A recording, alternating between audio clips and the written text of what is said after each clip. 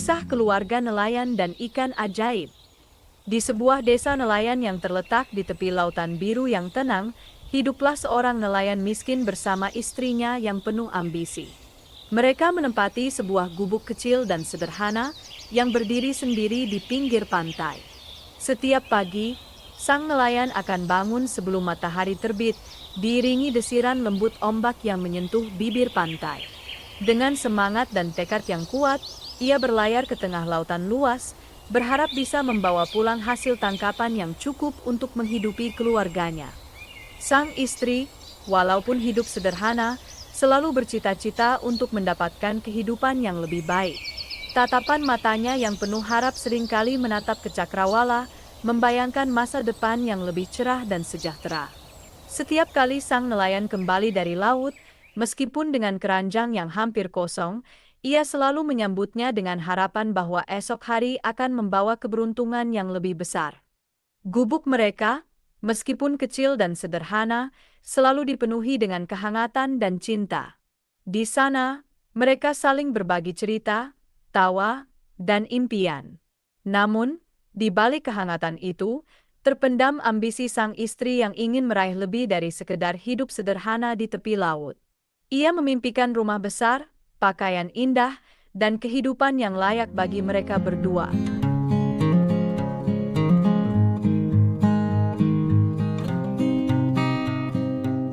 Pada suatu hari yang cerah, ketika sang nelayan sedang mengayuh perahunya dengan harapan menemukan tangkapan yang melimpah, sesuatu yang luar biasa terjadi. Setelah beberapa kali melemparkan jala tanpa hasil, tiba-tiba ia merasakan tarikan yang kuat. Dengan penuh harapan, nelayan itu menarik jala dengan seluruh tenaga, dan betapa terkejutnya ia saat melihat seekor ikan emas yang berkilau terjebak di dalamnya. Ikan emas itu bukan sembarang ikan. Mata ikan yang berkilau memancarkan kecerdasan dan keajaiban yang luar biasa. Lebih mengejutkan lagi, ikan itu bisa berbicara. Dengan suara yang lembut dan penuh harap, ikan emas memohon kepada sang nelayan, "Tolong, lepaskan aku. Aku bukan ikan biasa. Aku bisa mengabulkan permintaanmu jika engkau melepaskanku." Nelayan itu, yang memiliki hati yang penuh kebaikan dan belas kasih, merasa iba melihat ikan emas yang memohon dengan begitu tulus.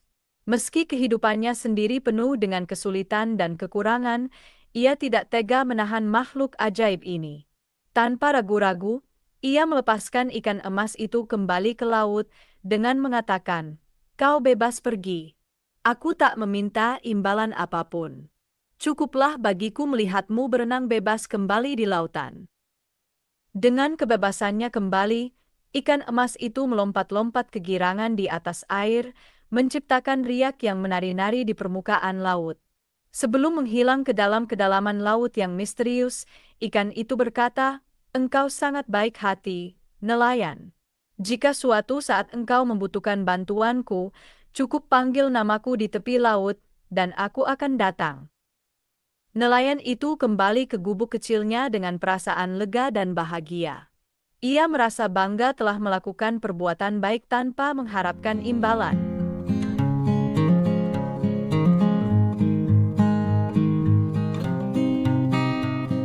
Ketika sang nelayan kembali ke gubuk kecilnya setelah pertemuan ajaib dengan ikan emas, ia mendapati istrinya sudah menunggunya dengan wajah penasaran. Dengan penuh antusiasme, sang nelayan menceritakan kisah luar biasa tentang ikan emas yang bisa berbicara dan janji untuk mengabulkan permintaan apapun. Namun, alih-alih terkejut dan puas dengan kebajikan suaminya, mata istrinya justru memancarkan kilatan ambisi. "Bagaimana bisa engkau melepaskan ikan itu tanpa meminta apapun?" tanya sang istri dengan nada penuh kecewa dan ketidakpuasan. "Seharusnya engkau meminta sesuatu untuk memperbaiki nasib kita." Nelayan itu, yang selalu tunduk pada keinginan istrinya, merasa bingung dan terpojok. Istrinya lalu mendesaknya untuk kembali ke laut dan meminta kepada ikan agar mereka bisa tinggal di rumah yang lebih baik. Meski berat hati, nelayan itu kembali ke tepi laut, di mana ia memanggil nama ikan emas dengan harapan ikan itu akan muncul kembali.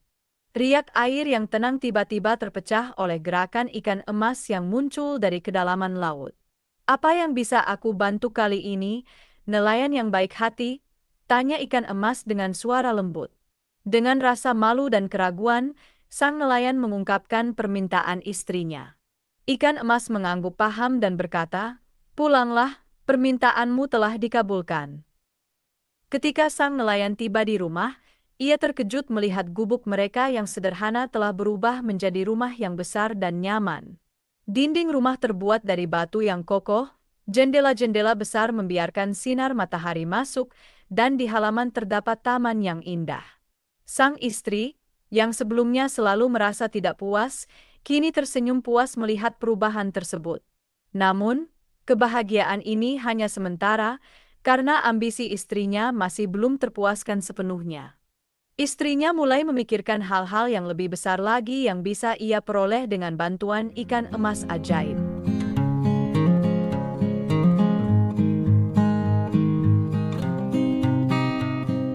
Meski gubuk mereka telah berubah menjadi rumah besar yang nyaman, ketidakpuasan istri nelayan mulai semakin nyata. Meskipun telah memiliki kemewahan yang tidak pernah mereka bayangkan sebelumnya, hatinya terus merindukan lebih banyak lagi. Ia merasa tidak pernah cukup, selalu ada yang lebih besar dan lebih baik yang ingin ia raih. "Istana," katanya suatu hari dengan mata yang bersinar. "Kita harus tinggal di istana, dengan pelayan yang siap melayani setiap kebutuhan kita. Pergilah kembali ke ikan emas dan mintalah istana untuk kita."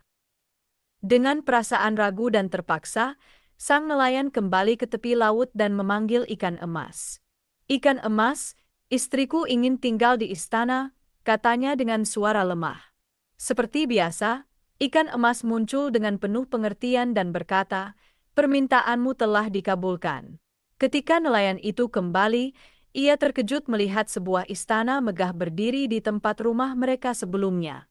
Istana itu dihiasi dengan menara-menara yang menjulang tinggi, taman-taman yang luas, dan ruangan-ruangan yang dipenuhi dengan perabotan mewah. Sang istri, yang kini merasa seperti seorang ratu, sangat puas dengan permintaan ini. Namun, ambisinya belum terhenti di situ.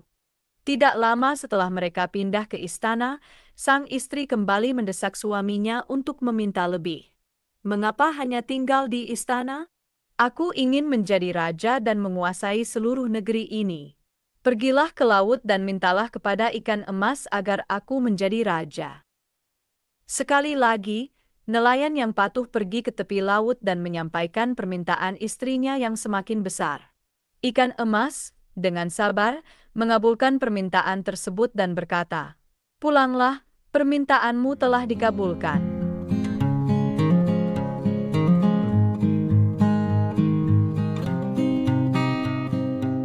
Ketika nelayan itu kembali, ia mendapati istrinya telah menjadi raja, mengenakan mahkota emas dan duduk di atas takhta yang megah. Namun, meskipun telah memiliki kekuasaan sebesar itu, istrinya tetap tidak puas. Ambisinya terus tumbuh, hingga akhirnya ia merasa bahwa menjadi raja pun belum cukup. Ketika istri nelayan mencapai puncak ketamakannya, ia menginginkan sesuatu yang tak terbayangkan. Ia ingin menjadi Tuhan, memiliki kekuasaan mutlak atas segala sesuatu di dunia ini.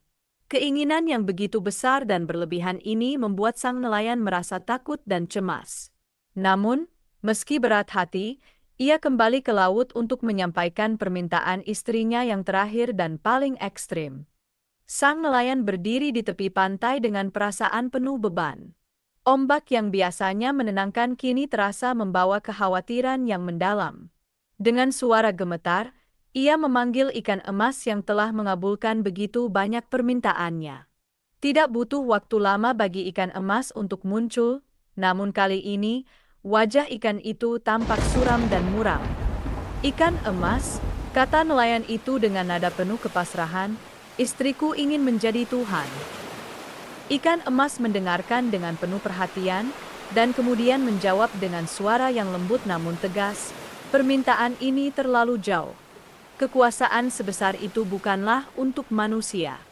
Ada batas untuk segala sesuatu, dan keserakahan yang melampaui batas akan membawa kehancuran. Dengan kata-kata tersebut, ikan emas melambaikan siripnya yang berkilauan, dan riak kecil yang terbentuk menghilang seiring kembalinya ikan emas ke kedalaman laut. Sang nelayan, dengan hati yang berat, kembali ke tempat mereka tinggal. Ia merasa ada sesuatu yang telah berubah, dan kekhawatirannya terbukti benar. Sesampainya di rumah, ia mendapati istana megah dan semua kemewahan yang mereka miliki telah lenyap. Sebagai gantinya, hanya ada gubuk kecil yang sederhana seperti dahulu. Kehidupan mereka kembali ke keadaan semula, di mana mereka hidup dengan sederhana dan penuh keterbatasan. Sang istri, yang pernah merasakan keagungan dan kekuasaan, kini harus menerima kenyataan pahit dari keserakahannya. Mereka tidak lagi memiliki istana, mahkota, atau kemewahan yang pernah mereka nikmati. Namun, dalam kesederhanaan itu, terdapat pelajaran berharga yang tak ternilai, bahwa kebahagiaan sejati tidak dapat ditemukan dalam kekuasaan atau harta benda, melainkan dalam menghargai dan bersyukur atas apa yang telah dimiliki. Dengan kembalinya mereka ke gubuk kecil, kehidupan mereka mungkin tampak tidak berubah secara fisik, namun hati dan jiwa mereka telah mengalami perubahan besar. Pengalaman ini mengajarkan mereka tentang pentingnya bersyukur, menghargai, dan memahami batas-batas manusia dalam mengejar impian.